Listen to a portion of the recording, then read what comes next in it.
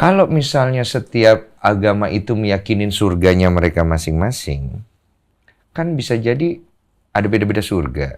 Terus kemudian dasar apa yang menjadi sebuah keyakinan kalau secara Islam untuk surga orang-orang Muslim?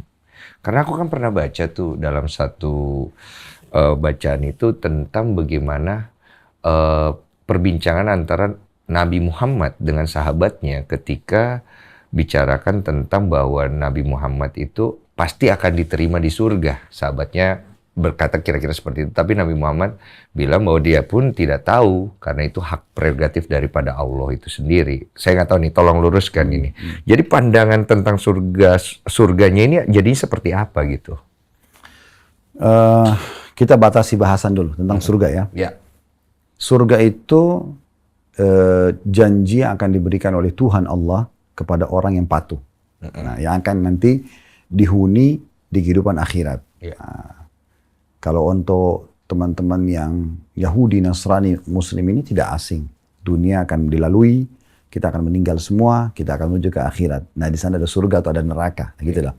Apa yang kita buat di sini, kalau baik kita akan dapat untuk ke surga sana, kalau kita berbuat buruk kita akan masuk ke hukuman neraka, kan gitu. Itu batasan bahasan dulu, ya kan gitu. Kalau masalah berbeda-beda, setiap agama memandang surga, saya tidak tahu apakah itu berbeda atau tidak. Tapi saya punya keyakinan, sebenarnya surga yang dimaksud adalah satu. Ya kan?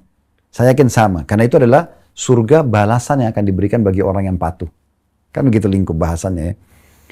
Nah, cuman memang yang berbeda adalah cara untuk sampai ke sana, masing-masing punya keyakinan. Nah, yang Yahudi mengatakan cara masuk ke sana harus Yahudi, yang Nasrani mengatakan harus Nasrani, yang Islam mengatakan harus Islam. Nah, ini tinggal keyakinan. Lalu bagaimana sikap kita? Anggaplah saya seorang sosok manusia, saya bingung memilih yang mana. Allah kan memberikan kita akal, memberikan hati nurani untuk berpikir, hati nurani untuk mencerna. Kita pelajari aja. Ya. Kita pelajari, kita lihat, kemudian kita sambil meminta petunjuk kepada Allah itu sendiri. Tuhan, Allah tolong berikan petunjuk saya. Mana yang benar? Gitu kan? Pernah terjadi di zaman Nabi Muhammad SAW itu paman beliau sendiri, namanya Hamzah. Oke. Nah, Hamzah ini pernah mendapat informasi, ini kisah beliau. Saya suka dengar kisah soalnya. Jadi dia waktu itu Hamzah lagi berburu di luar kota Mekah. Terus ada satu tokoh Quraisy di Mekah mencaci maki Nabi Muhammad. Tidak disebutin dalam buku sejarah seperti apa ucapan caciannya, tapi ada cacian gitu. Nah, karena sudah tidak layak cacian itu, tidak pantas gitu. Ada satu orang keluar dari kota Mekah mencari mana Hamzah. Marah. Begitu ketemu, dia mengatakan, wahai Hamzah, apa kau sudah tahu ponakanmu Muhammad sedang dicaci maki di depan Ka'bah? Dia bilang, saya tidak tahu. Siapa yang mencaci makinya? Disebutlah namanya. Waktu itu yang mencaci maki adalah Abu Hakam atau Abu Jahal namanya. Hamzah datang, kemudian Hamzah langsung marah dan mengatakan, apakah engkau mencaci maki keponakanku Muhammad sementara aku di agamanya?